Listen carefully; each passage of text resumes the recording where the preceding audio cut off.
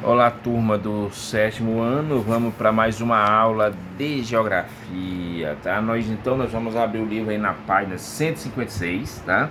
O livro que você na página 156 e iremos ver aí região Nordeste, ocupação e população, tá? Então, aí na página 156 diz assim, características da ocupação. Diz assim, ó, o Nordeste foi a primeira região brasileira a ser colonizada pelos portugueses. A extração do pau-brasil e o comércio de açúcar no período colonial levaram à ocupação do litoral nordestino. Foi a primeira região a ser ocupada, entre aspas, né? Por quê?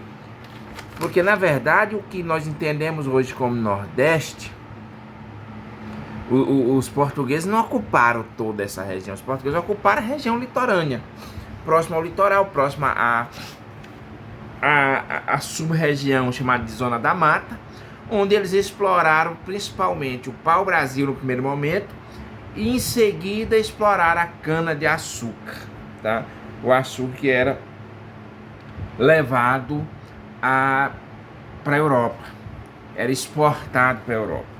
Diz assim, ó, ocupação da Zona da Mata, o que diz aí, ó? Em meados do século XVI, a Zona da Mata Nordestina já era a região mais povoada economicamente, mais dinâmica da colônia. Por quê? Porque nós tivemos o quê? Nós tivemos a ocupação. Primeira atividade econômica foi a exploração do pau-brasil. E depois nós tivemos também a produção da cana-de-açúcar, da qual se produziu açúcar, um produto de grande valor comercial na Europa. Então Portugal aproveitava, tá, essas condições e produzia cana-de-açúcar, levava para a Europa para ser vendida na Europa, tá? Aí diz assim, ó, a cana-de-açúcar havia se adaptado bem ao clima quente e úmido, além o solo de massapê. Massapê é um tipo de solo que é propício ao cultivo da cana-de-açúcar.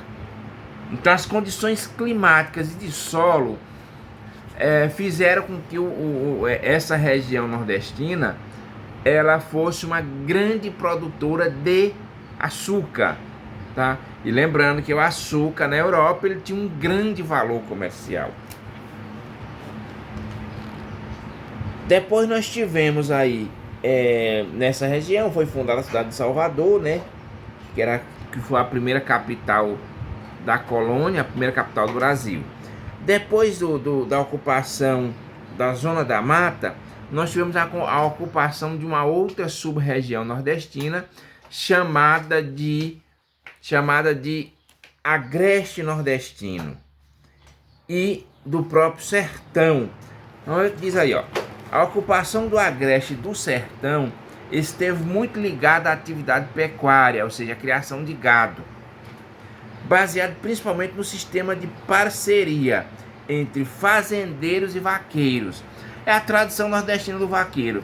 O que acontecia? As pessoas que tinham condições, muitas vezes eles eram produtores de cana-de-açúcar, então o que eles montavam? Uma parceria com pessoas que receberam o nome de vaqueiros, né, que vem de vaca, aquele que cuida das vacas, e os produtores de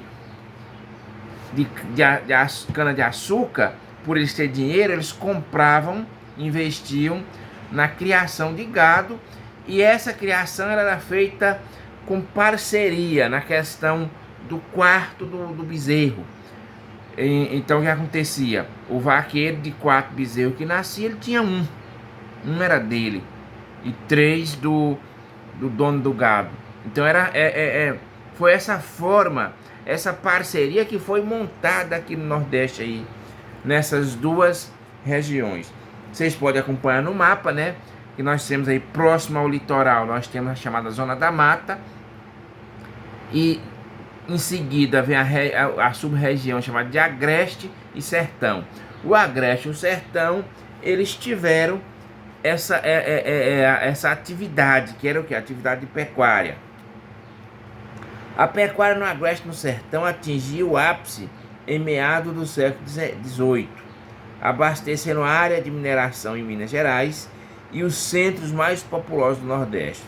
No interior do atual estado da Bahia, a mineração de ouro e de diamantes ganhou importância. Então foi num segundo momento, porque na verdade, quando os portugueses chegaram ao Brasil, a intenção deles não era explorar o pau-brasil nem plantar cana-de-açúcar. Isso foi uma circunstância do momento em que no litoral não tem minério, tá? Então eles não conseguiram encontrar minério logo no litoral. No entanto, acharam uma madeira que vinha a ter grande valor comercial na Europa, e a terra, o solo de Massapê, que fica na região da Zona da Mata, eram propícios à produção de açúcar. Mas o grande objetivo de Portugal, quando iniciou-se a colonização no Brasil, era de encontrar minério, tá? E em seguida, bem depois, já aí século XVIII, depois de 300 anos que os portugueses tinham chegado aqui no Brasil, é que o Brasil começou, aliás, os portugueses começaram a encontrar minério no Brasil. E no caso da Bahia foi encontrado ouro e diamante, tá? E ganhou importância, né, no cenário econômico do Brasil. O grande fluxo de pessoas para as áreas de garimpo estimulou o surgimento de vilas, posteriormente deram origem à cidade. Então, quando se ouvia falar que acharam ouro em determinado local, as pessoas migravam para aquela região, né, em busca, que o ouro significava riqueza. Então as pessoas iam atrás da riqueza. A ocupação do meio norte. Vamos ver como que se deu a ocupação do meio norte. O meio norte, ele teve sua ocupação baseada no extrativismo vegetal, principalmente na exploração das palmeiras, do coco babaçu. E um outro destaque também dessa região, além do extrativismo vegetal, principalmente na questão do coco, da exploração do coco, foi que nessa região se destacou também a produção de algodão, tá? Então foram essas duas atividades econômicas, tá, que fizeram que ocorresse a ocupação da sub-região chamada de Meio Norte. Aí temos aqui como destaque, ó, a questão do extrativismo. Que a extração de carnaúba no Piauí, de babaçu no Maranhão, foram importantes para a ocupação dessa sub-região. Até os dias atuais, essas atividades constituem uma fonte de recursos para esses estados. Então, a carnaúba, a cera de carnaúba, ela tem um grande valor comercial. E o babaçu, ele vai desde o cosmético, da alimentação, do doce, uma infinidade de produtos que se pode fazer, tá? Que são derivados da exploração do babaçu.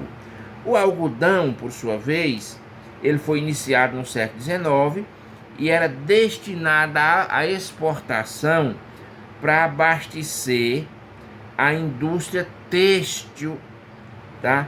A indústria têxtil que crescia em diversas partes do mundo, inclusive no Brasil. O têxtil, quando se fala em indústria têxtil, pessoal, nós estamos falando de indústria de tecido. E lá na página 158, nós temos aí a chamada urbanização no Nordeste, tá? Nós vamos ver como é que se dá essa urbanização. Diz assim, ó: desde os primeiros séculos do período colonial, muitas vilas, ou seja, a urbanização do Nordeste, ela vai se concentrar, primeira coisa, no litoral. O litoral nordestino é a região mais povoada do Nordeste. Então vai se concentrar. As 3 cidades mais importantes do Nordeste são quem? Salvador, Fortaleza e Recife. São as 3 maiores, tá? Salvador é a maior cidade nordestina e tem como destaque, tá, o polo industrial, né, o de Camaçari, o chamado polo petroquímico, onde há o que? Refinamento de petróleo, onde se trabalha com a questão do petróleo, a exploração do petróleo, na Bahia é grande, forte, e em Camaçari, que é o chamado polo petroquímico, ele trabalha com o refino do petróleo. Aí onde tem uma infinidade de outros derivados, que vai desde o remédio, à borracha, ao plástico, à produção de combustíveis como gasolina, óleo diesel, os derivados de petróleo, aquilo que se deriva do petróleo. Destaques também capitais como São Luís, Teresina, Natal, e cidades do interior têm sua importância regional. Aí nós temos também algumas cidades que não são capitais que ganham destaque, como Campina Grande, na Paraíba, Vitória da Conquista, na Bahia, e Imperatriz, no Maranhão. Tá? As grandes cidades nordestinas têm problemas comuns. Isso aí é em todo, não é só nordestino, são problemas comuns a outras cidades, como a questão da moradia, a falta de saneamento básico, a falta de emprego e a violência. E as condições de vida do nordestino, como é que tá? Vamos ver aqui o que diz. Diz assim, ó, as duas regiões que apresentam os indicadores socioeconômicos menores são exatamente Norte e Nordeste, onde nós temos uma acentuada desigualdade social. Só a partir aí, ó, do ano 2000 é que o IBGE vai registrar algumas melhorias. O que diz aí, ó? Em 2000 a média da região era de 45,2 por mil nascido vivo. Ou seja, para cada 1.000 crianças nascidas, 45 morria. Em 2015 esse número baixou para 17 mil, para 17 por 1.000. O que significa isso? Vamos só entender. Aqui é a chamada mortalidade infantil. Então, uma das coisas que você vê que a região está melhorando a condição de vida é quando você tem o que? O aumento da escolaridade, o aumento da renda per capita e a expectativa de vida da pessoa, e que influencia na questão da mortalidade infantil. Se está morrendo menos criança em uma determinada região, significa dizer que seus pais estão tendo uma condição de vida melhor e conseguem manter seus filhos vivos. Então você vê que houve aí, ó, num período aí de 15 anos, uma redução de 45 por 1.000 na questão da mortalidade infantil, porque faz o seguinte: pega um grupo de mil crianças nascidas no período de um ano, e daquelas 1.000 vê quantas morrem antes de um ano, que a mortalidade infantil é considerada só até um ano de vida. Ou seja, ano 2000, de cada 1.000 crianças nascidas, 45 morria. No ano 2015, baixa para 17 crianças, que é considerada uma taxa normal, porque aí entra crianças que que nascem com algum problema de saúde, crianças que sofrem acidente. Então é um número mais aceitável. O Nordeste foi a região com a maior redução também de analfabetismo. Em 2002, tinha 24,9% da população acima de 15 anos era não alfabetizada, não sabia ler e escrever. Em 2015, cai para 16,5%. Apesar dessa queda, a taxa de analfabetismo ainda é a maior do Brasil, né? Quanto ao índice de desenvolvimento humano municipal, entre 2000 e 2010, a maioria dos municípios nordestinos apresentou melhora. Então você vê que o Nordeste, nessas condições de vida, vem melhorando a cada dia. Aí, pessoal, tem a página, faça uma atividade na página 161, tá?